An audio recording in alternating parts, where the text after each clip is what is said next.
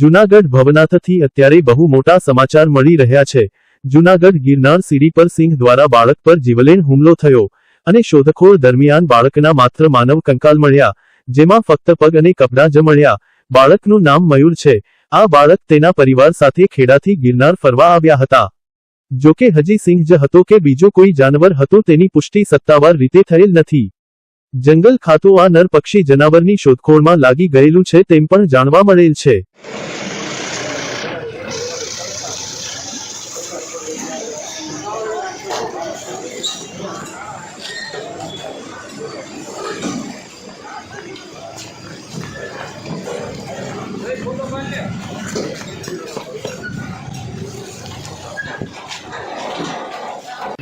अंदर मूकी दिए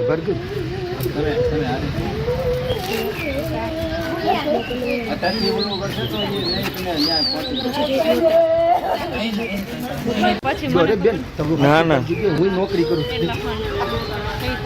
हमें आमने कोई हिम्मत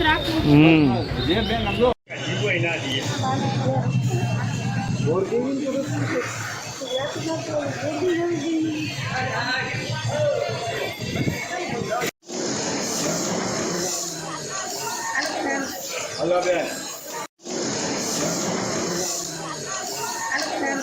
हेलो बेन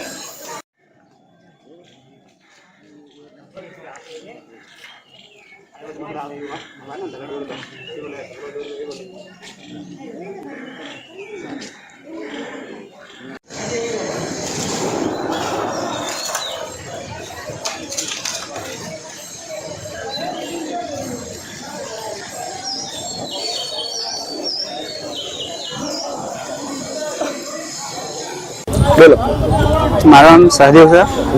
આમનું નામ લાલાભાઈ છે। અમે ગિરનારમાં રાત રોકાયા હતા અને સવારે 5:45 ચડવાનું ચાલુ કર્યું હતું અને 50 પગથિયા ચડ્યા અને અમારું 50-60 જણા હંગાત હતા, બીજા બધા હંગાત હતા અને સિંહ આવ્યો અચાનક અને બાળકને લઈ ગયો।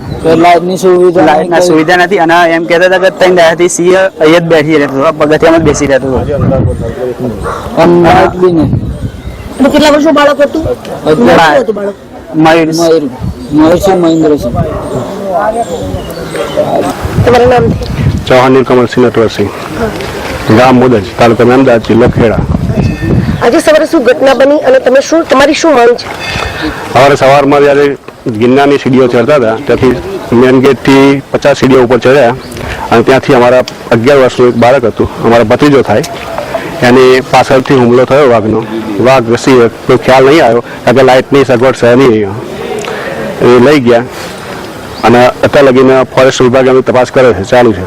અને મારે માંગ એટલી જ છે કે ભાઈ ગિરનારની સીડીઓ પર લાઇટની સગવડ પહેલી કરો, કારણ કે લાઇટની સગવડ નથી એના કારણે અંધારા અમને ખ્યાલ આવ્યો નહીં અને અમે તપાસ કરી શક્યા નહીં કે પાછળ પીછો કરી શક્યા નહીં। અચ્છા, અને બીજા કોઈ ફોરેસ્ટ કર્મીની સુવિધા હતી કે ફોરેસ્ટ કર્મી હતા કરી? ના, કોઈ હાજર હતું નહીં ત્યારે। સૌથી પહેલા તમે કોને જાણ કરી? સૌથી પહેલા અમે પોલીસ સ્ટેશનમાં જાણ કરી।